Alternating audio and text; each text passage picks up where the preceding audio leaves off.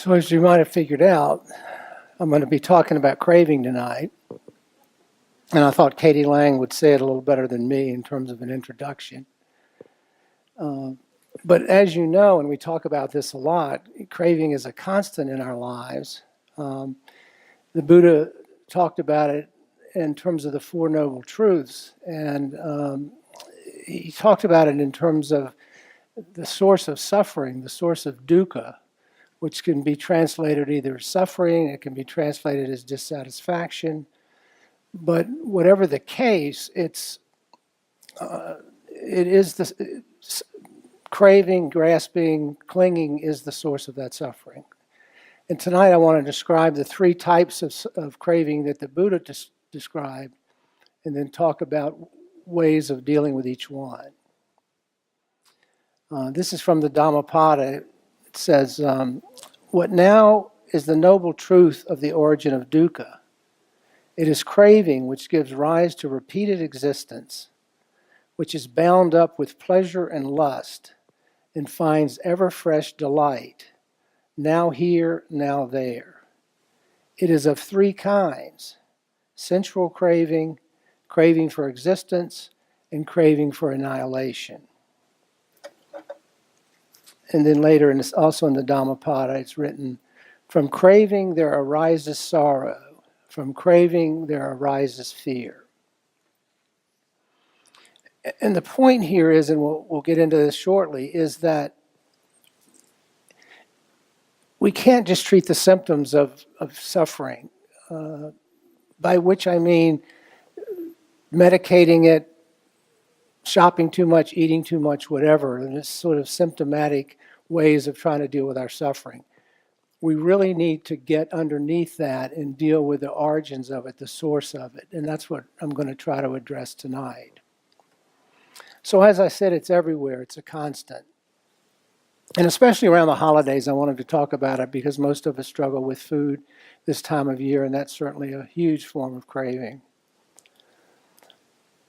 But I also want to begin by saying that craving is what keeps us alive. I mean, it is every living thing has a desire to live, and craving, if it weren't for our parents craving for each other, none of us would be here. So I don't want to suggest that it's a bad thing. In moderation, it's normal, it's adaptive, it helps us survive. But both painful and pleasurable feelings can give rise to craving. So when a painful feeling arises, obviously we don't like it. But there's a twofold process there. One is we want to get rid of the pain, so there's craving to get rid of the pain. But we also wish to experience pleasure, so there's craving for pleasure. And both wishes are sources of craving. That's how common it is. That's how it's everywhere, both in wanting to rid ourselves of unpleasantness and seek that which is pleasant. The Pali word for craving is tanha, T-A-N-H-A, which roughly translates into thirst. And as I said a moment ago, the Buddha identified three different kinds of tanha that we repeatedly experience. And because they sort of are constant, as Katie Lang just told us, they arise and then they're quickly preempted by the next form of craving, the next craving itself. So if we examine it, if we begin to really look deeply into craving, we see that it's nonstop, that it's a constant. So the first of these, and some of this you will recognize as are having talked about in the past, is craving for the sense desires, the 6 kinds of sense desires. This is known as kama tanha. And they are the 5 senses that we normally identify. Taste, craving for certain food tastes. Sound, pleasing sounds or perhaps silence, craving for silence or pleasant sounds.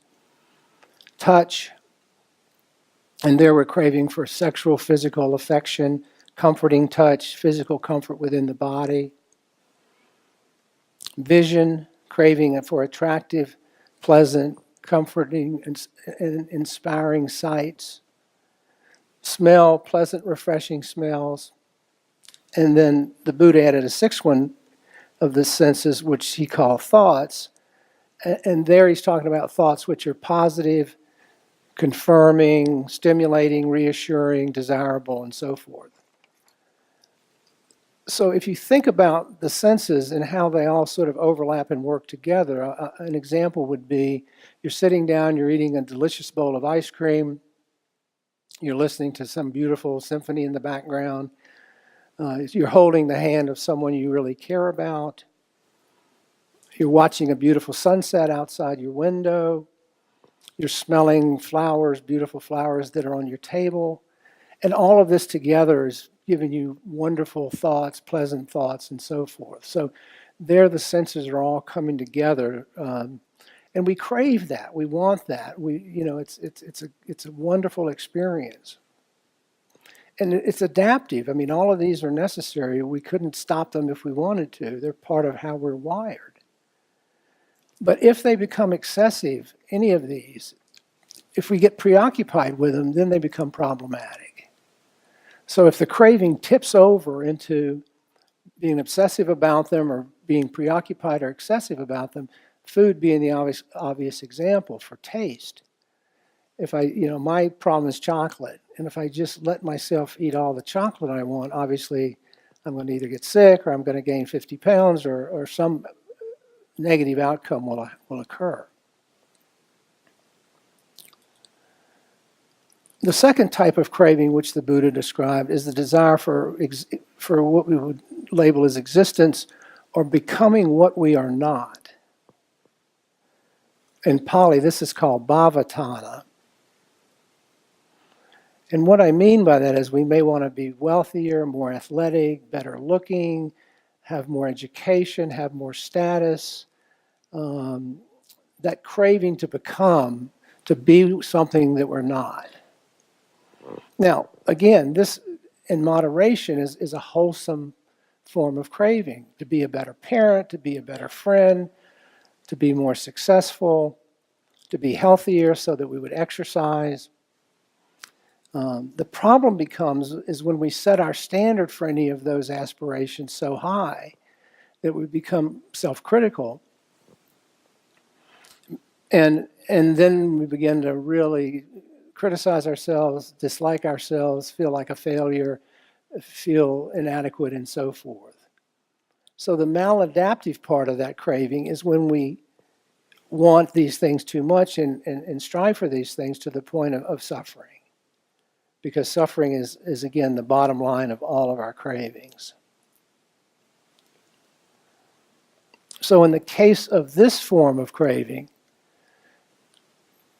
to be what we're not, it can result in greed. I want more money, uncontrolled wanting, envy, I want to be like this person who's much more successful, impatience, self-judgment, temptation of all sorts, unskillful actions, unskillful speech. The reason we're destroying our planet is really this kind of craving. We all want more of everything. We want more bottled water, and plastic is, there's a section of the Pacific Ocean now that's, I think, bigger than the state of Rhode Island. It just consists of plastic bottles. And I would argue that bhavatana, this form of tana, is most prevalent in our Western culture. Of the three I'm going to describe, I would suggest to you that this is the most modern, because we're exhorted to achieve, to accumulate, to succeed, to be consumers. More is better, more. And so these healthy goals become obsessions. They decay into compulsions. And think about how this type of craving can result in horrific crimes. It can result in robbery. It can result in, obsessive relationships, stalking, where people are harmed or even killed. So to the extreme, this is incredibly, the suffering that this causes can become incredibly strong motivation for all kinds of destructive behaviors. It's really a form of what I would describe as cultural toxicity.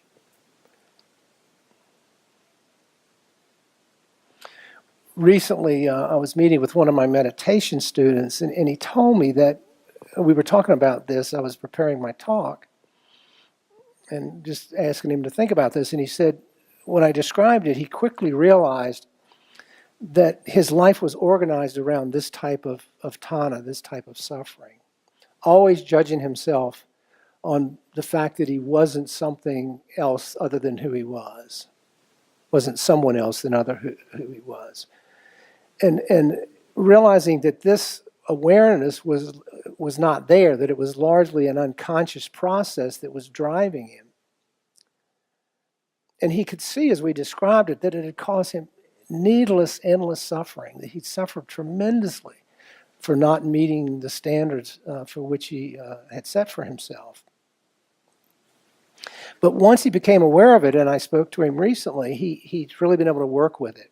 Now the experience is conscious, he can catch it, he brings his mindfulness to it, he's able to see the ways in which this desire to be something other than he is has just been an underlying, and again, here's the need to get underneath the suffering, an underlying source of tremendous suffering in his life. And I think a lot of us experience that. I think it's a very common in the West, where we're always, as I said, exhorted to be smarter, wiser, more successful, and so forth. The third type of tana arises when we're so unhappy or disillusioned with our lives that we want to be rid of it. We may even want to be rid of ourselves. We want this suffering or this experience to cease. We want it so badly to cease that we crave non-existence. And this is the suffering that comes from this craving for non-existence, the third of the categories that the Buddha described. And this is called vibhavatana, the state of mind. So, for example, we may be so overwhelmed by depression, physical pain, difficult emotions that we're just flooded with aversion, and we just want to get away from it. We want to be rid of it. We want to escape it. Or we may have such dislike or antipathy toward our physical appearance, the fact that we're getting older, the fact that we're aging, the fact that we have aches and pains, that life begins to feel unbearable. We see this a lot. We see this form of tana a lot in folks that have experienced trauma. You know, they develop this terrible internal pain from the trauma. They may have dissociative experiences or whatever, but very often they really want to just be rid of it. They want even perhaps to be rid of themselves. It's that difficult. The nervous system can just be overwhelmed by that sort of feeling. There's a certain category of disorder that those of us in the mental health field see called personality disorders. And these folks often are just consumed by self-hatred. I mean, they've had such traumatic lives that they're just consumed by it. And oftentimes they'll be what we call cutters, where they inflict cuts on themselves as a way of trying to just get away from that pain, just to remove themselves, to annihilate that experience. Or they may be plagued by constant suicidal thoughts, which is the obvious form of self-annihilation.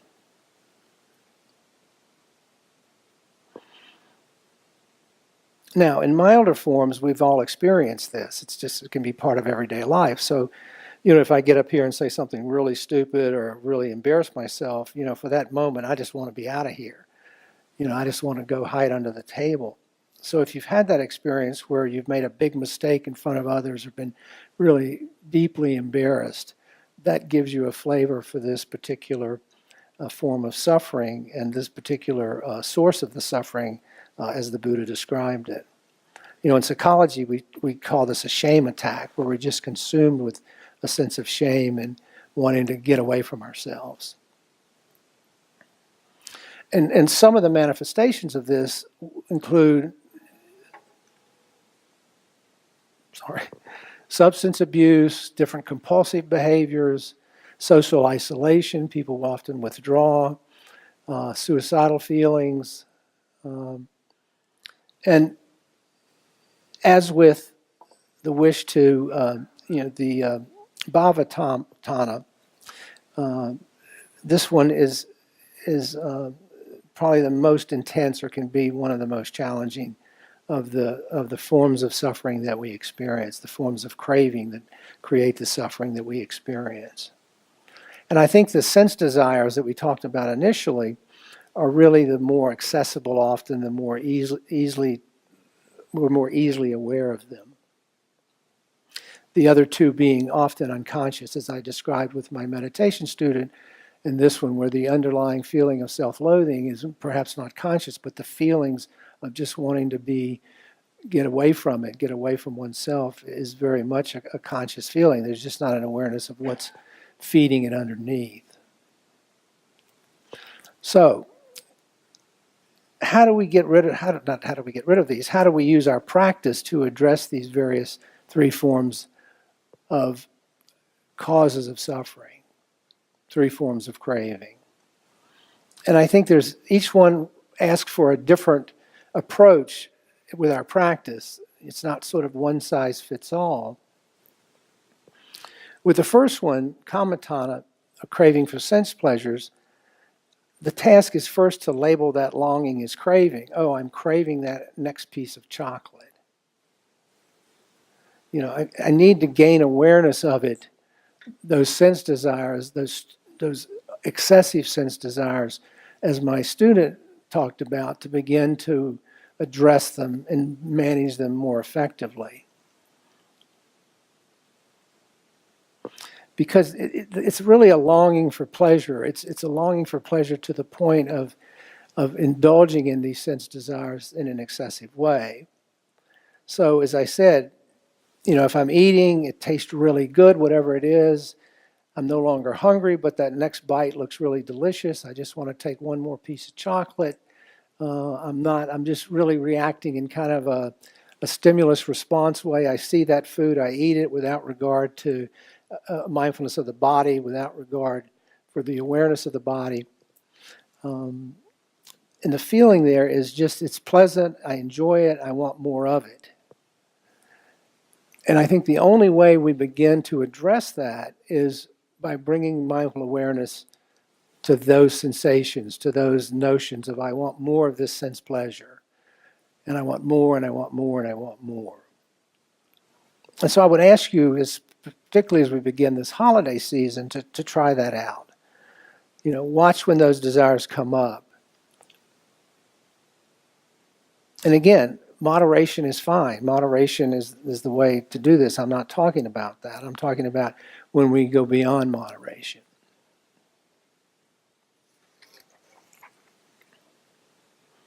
And usually if we pay attention to it, there's an internal dialogue about this craving. Oh gosh, look at that cake. Doesn't that look delicious? Even though I already had a piece, I don't think I'd have another piece. Or one more marital affair, maybe that'll make me happy, in terms of the need for touch and affection. So we really need to cultivate equanimity about these sense pleasures. We really need to begin to create some spaciousness around them. We talk about stepping back and creating spaciousness, really perspective taking about what's going on with me right now. And it's fine to seek support from friends, from therapists, from family members, from 12-step groups, whatever our particular craving is that's causing us difficulty. We need not struggle alone with it. I mean, that's what communities are for, to help us manage it if one of our cravings, our sense pleasure cravings, is out of control. But one of the things about creating spaciousness around it is it allows us to step back from it and put a pause in there. If I can look at that piece of cake and just for that moment catch myself before I just react reflexively, I may be able to resist it. And a good practice for this is just normal eating. Just learn to eat mindfully. Taste what we taste, pause before we take the next bite, just cultivate that kind of awareness of the sense pleasures as we experience them. The second type of tana is bhava tana. And as I said a few minutes ago, it's the craving for becoming what we are not, for being something other than who or what we are.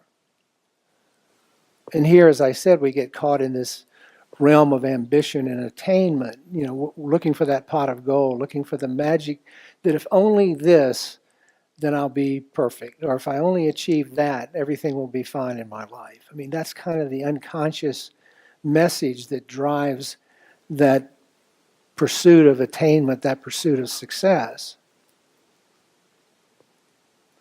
So we get caught in this striving, this seeking, this craving. And if we fail to achieve it, we suffer. I mean, I'm a failure. I didn't make the grade. I didn't get the promotion. I'm not successful, whatever it might be. So it becomes a matter of really noting this, noting how we're driven by those kinds of strivings and expectations. Again, fine in moderation, suffering when we do it excessively. I want to practice meditation to the point of being enlightened. I want to be free of pain. I want to have a successful profession. I want to enjoy the sense world without having to give anything up, and on and on and on. So here the challenge is letting go. With sense pleasures, it was spaciousness, putting the pause in. Here the challenge is letting go. Letting go of our craving when it becomes excessive. Letting go of that longing when it becomes excessive. So to accept things as they are, not as we seek or desire them to be. And again, bringing mindful awareness to this. It's really necessary in the process of letting go.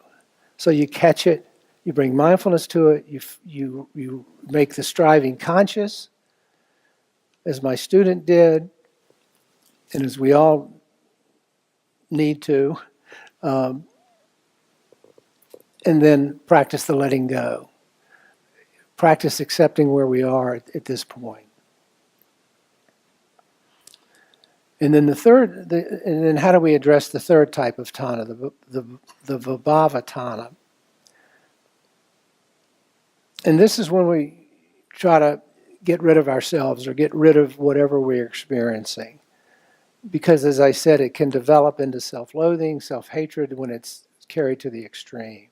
And that causes tremendous suffering. And very often it's, I want to get rid of my suffering. I want to get rid of my anger. I want to get rid of my jealousy, my fear, my anxiety. I want to get rid of myself as I experience myself. I don't like myself. I want to be done with myself. So here the task is really reflecting on that. Contemplating that what is going on within us. Again, making this conscious. Very often a lot of that stuff is not in our awareness. So we need to reflect on that.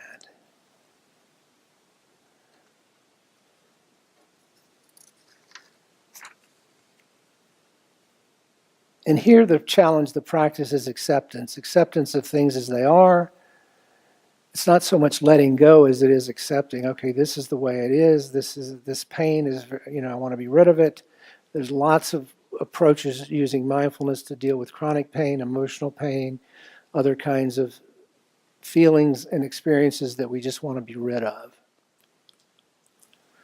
But part of that acceptance is learning to lean into the experience, to not push it away, not avoid it. Because what we know is that if we try to avoid something, the very thing we're trying to avoid is strengthened by the fact that we're pushing it away. The good example there is the experience of dealing with phobias. The more we avoid that thing of which we're fearful, the stronger it becomes. And the most effective treatment for that is what we call graduated exposure, where gradually we approach it, we learn to lean into it. So if someone's terrified of getting on an elevator, gradually they move closer and closer to the experience. Now they're going to have anxiety, But that's part of the acceptance. So we learn to lean into those experiences, which are aversive, frightening, angry, whatever, in the suffering that they cause. So that we're no longer having that craving for non-existence, that craving to be done with it, to be rid of it. And there are so many maladaptive ways in which we try to get rid of certain feelings.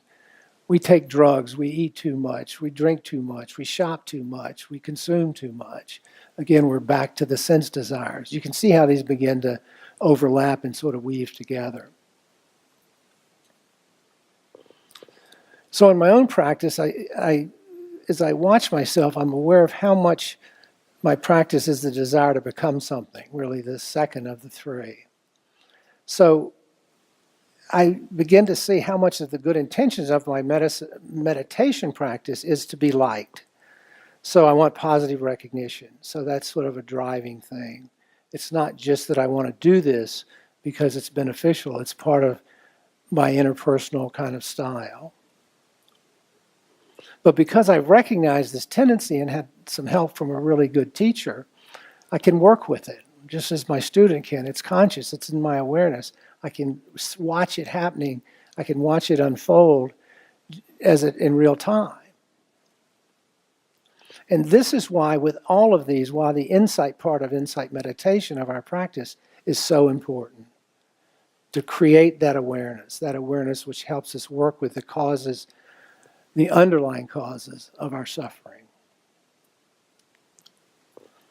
Because these cravings can be incredibly subtle. They can be outside of our awareness, and they often are. So we really have to bring our mindfulness to watch them come up. I talked with someone today who talked about being on a retreat and just stuff kind of just bubbling up. And sometimes that happens, and it can be very painful, but it's also the beginning of the path out of our suffering. And that's why our sitting practice, our mindfulness practice, is so critical to addressing these forms of suffering. Nobody that I know in the history of mankind has talked about this more effectively or more successfully than the Buddha. I mean, he just really nailed it. He really, really understood suffering. And remember, he said, I teach the suffering and the end of suffering. That's what he taught. So I'm going to close by saying we need not continue to suffer. We have options. We can lessen our suffering. It need not be constant, as Katie Lang sang. We're not just hopeless victims of a desire, grasping, craving, the second noble truth. I mean, there's a way out of this. The Buddha described it very beautifully, very, very simply. We can allow our desire to be the way it is and learn to let go of it. We can see that our craving has power over us and continues to delude us only as long as we grasp it, believe it, and react to it. So as long as we grasp, believe, and react to it, we're going to suffer. And as the Buddha taught, our freedom comes with letting go of our constant craving. So let's just sit for a minute.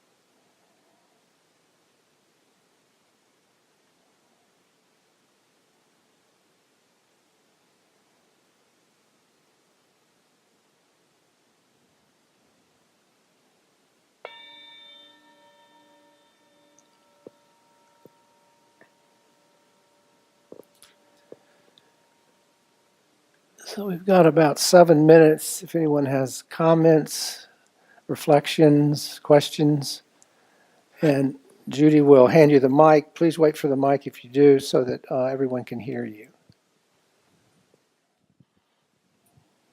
I just had a comment about the trauma part, and I just finished a book about that, and I think part of the cutting that you mentioned, I think it comes from trying to numb yourself. It's almost like they want to feel something because they're numb. So I just kind of just wanted to make that comment that, like you said, the trauma, I think it makes you want to disappear or not live. And so it's almost like they can't feel. Yeah. So. Yeah, thank you. Yes. Good point.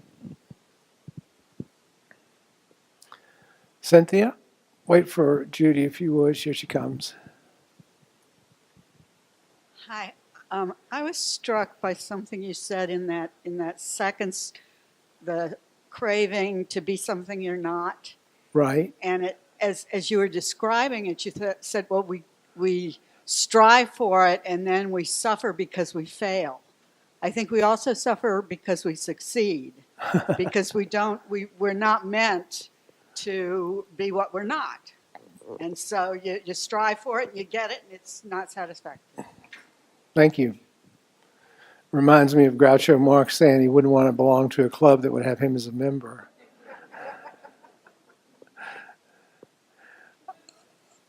Other questions or comments?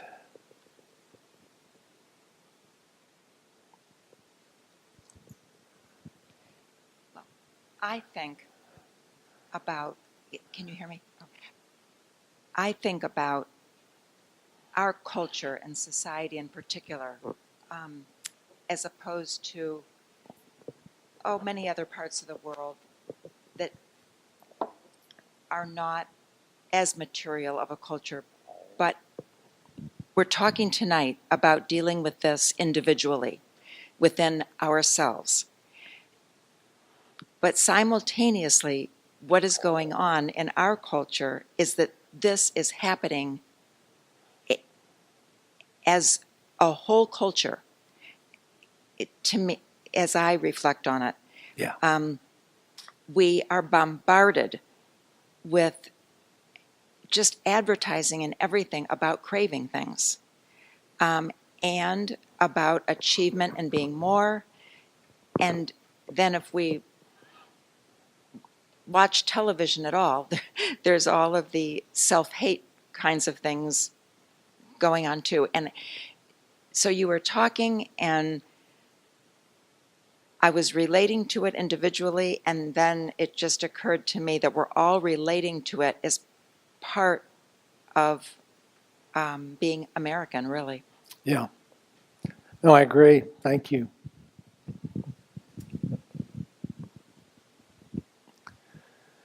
Maybe one more question or comment, or? Just to add to that, I think you would have to say that if the Buddha were to come and take a look at our society, he would have to say, we're pretty sick. I mean, we're encouraged to go out and buy a lot of cheap stuff we don't need. We're encouraged to dislike the way we look and, change or improve our appearance. And we're encouraged to just strive and strive and strive endlessly. That's not very Buddhist. Right. Thank you. All right. Thank you for coming. Remember, next week's our cookie night.